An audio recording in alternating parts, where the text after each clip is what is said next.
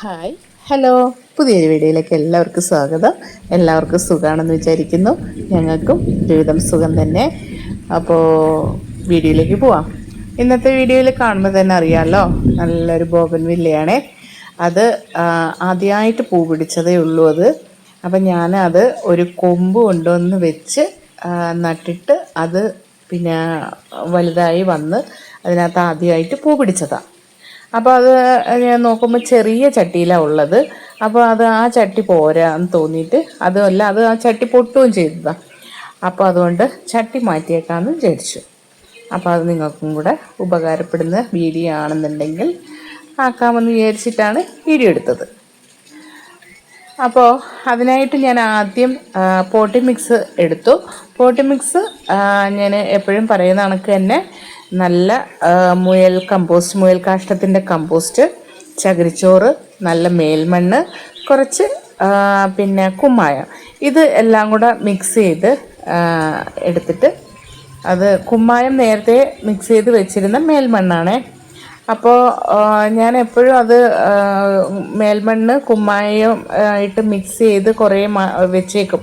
കാരണം എപ്പോഴാണ് നമുക്ക് ആവശ്യം വരുന്നതെന്ന് അറിയത്തില്ലല്ലോ. ഇതേമാതിരി എവിടെയെങ്കിലുമൊക്കെ പോയിട്ട് വരുമ്പോഴായിരിക്കും ചിലപ്പോൾ ഒരു കൊമ്പോ ഒരു തയ്യോ ഒക്കെ കിട്ടുന്നത്. അപ്പോൾ അത് പെട്ടെന്ന് കൊണ്ടുവന്ന് വെക്കണമെന്നുണ്ടെങ്കിൽ നമുക്ക് അപ്പോഴും മണ്ണെടുത്ത് ഇതാക്കാൻ പറ്റത്തില്ലല്ലോ. അപ്പോൾ അതുകൊണ്ട് ഞാൻ എപ്പോഴും മണ്ണ് റെഡിയാക്കി വെച്ചേക്കും.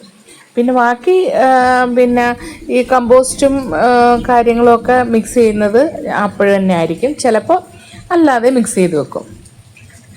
എന്നിട്ട് ഞാൻ ചട്ടി എടുത്തു, കുറച്ചും കൂടെ വലിയൊരു ചട്ടി എടുത്തു. ചട്ടി എടുത്തിട്ട് അതിൻ്റെ നല്ല ഹോളുള്ള ചട്ടിയായിരിക്കണം. ഹോള് എല്ലാം അടയാതിരിക്കാൻ വേണ്ടിയിട്ട് അതിനകത്ത് കല്ല് വെച്ച് കൊടുത്തു ഹോളിലേക്ക്. കാരണം ആദ്യത്തെങ്കിലും വന്ന് അടഞ്ഞിരിക്കാതെ ഹോളിൽ കല്ല് വെച്ച് കൊടുത്തു. അത് കഴിഞ്ഞിട്ട് ഞാൻ കരിയില ഇട്ട് കൊടുത്തു. കരിയില ഇട്ട് കൊടുക്കുന്നത് രണ്ട് കാര്യത്തിനാണ്. ഒന്ന്, നമുക്ക് ചട്ടിക്ക് വെയിറ്റ് കുറവായിരിക്കും.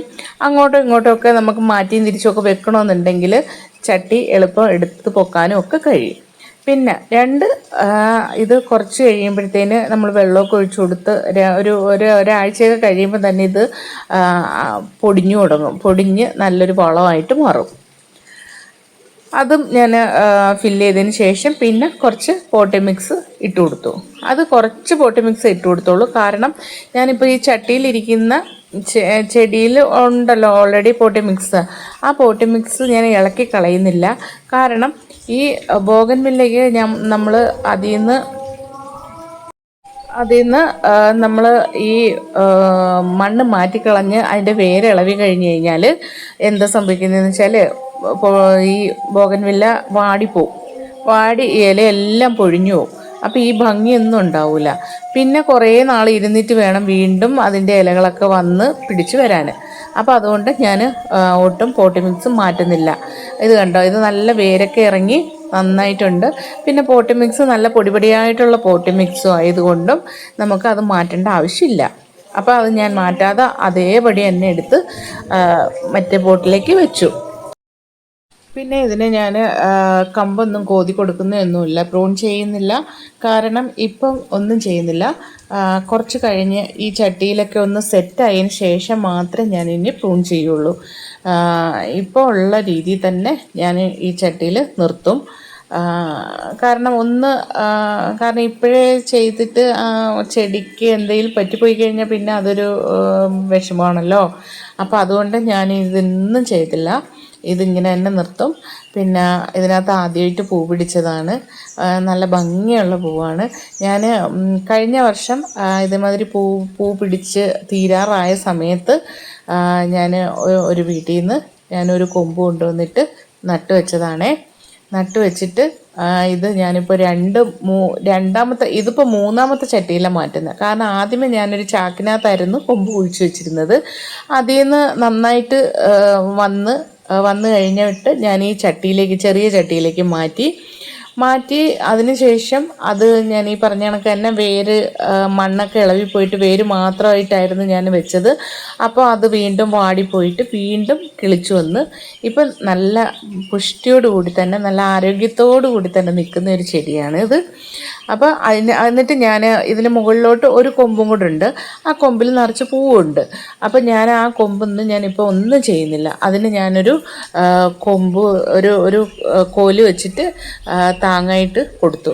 അപ്പോൾ അത് എന്തിനാന്ന് വെച്ചാൽ ഞാനിത് 2 സ്റ്റെപ്പായിട്ട് വളർത്താമെന്ന് വിചാരിച്ചിട്ടാണ്. കുറ്റിയാക്കിയിട്ട് പ്രൂൺ ചെയ്ത് കുറ്റിയാക്കിയിട്ട് വളർത്താനല്ല, 2 സ്റ്റെപ്പായിട്ട് വളർത്താമെന്ന് വിചാരിച്ചു. കാരണം ഈ മുകളിലേക്ക് ഒരു കൊമ്പ് ഇങ്ങനെ നീളത്തിന് പോയിട്ടുണ്ട്, ഇതായി കണ്ടില്ലേ.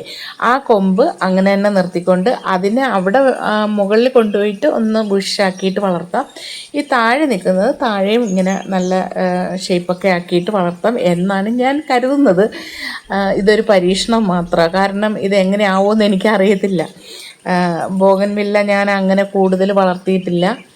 അപ്പോൾ അതുകൊണ്ട് കാരണം ബോഗൺവില്ല തോന്നിയും വെയിലൊക്കെ വേണമെന്ന സ്ഥലത്ത് വേണം വെക്കാനുള്ളതും. ഇപ്പോൾ ഞങ്ങളുടെ അവസ്ഥ അങ്ങനെയല്ല. കാരണം വീടൊക്കെ പണിയുന്നത് കൊണ്ട് എനിക്ക് അങ്ങനെയൊന്നും വെക്കാനുള്ള സ്ഥലമൊന്നുമില്ല. അപ്പോൾ ഇപ്പോഴാണ് ഞാൻ ഈ ബോഗൺവില്ല ഓരോന്നായിട്ട് നട്ട് തുടങ്ങി. ഇപ്പോൾ കുറച്ച് കളക്ഷനുണ്ട് എൻ്റെ കയ്യിൽ. അപ്പോൾ ഇത് ഒരു പരീക്ഷണത്തിനായിട്ട് ഞാനിങ്ങനെ കോല് കുത്തി കൊടുത്തിട്ട് ഇങ്ങനെ നിർത്തിയൊക്കെയാണ്. അപ്പോൾ അതിനകത്ത് പൂവുണ്ട്. ആ പൂവൊന്നും ഇപ്പം ഞാൻ മുറിച്ച് കളയുന്നില്ല. അപ്പോൾ നല്ല ഭംഗിയുള്ളൊരു ചെടിയോ. പിന്നെ ഇതിനകത്ത് തന്നെ വെള്ള കളറും കൂടെ ഈ പൂവിനകത്ത് കയറി വരുന്നുണ്ട്. അത് ഇനി എന്ത് വെറൈറ്റി ആണെന്നൊന്നും ചോദിച്ചാൽ എനിക്കറിയത്തുമില്ല. അപ്പോൾ ഇത്രയൊക്കെ ഉള്ളൂ. വീഡിയോ ഇഷ്ടപ്പെട്ടാലൊന്ന് ലൈക്ക് ചെയ്യണേ, കമൻറ്റ് ചെയ്യണേ, സബ്സ്ക്രൈബും ചെയ്യണേ. Okay, thank you.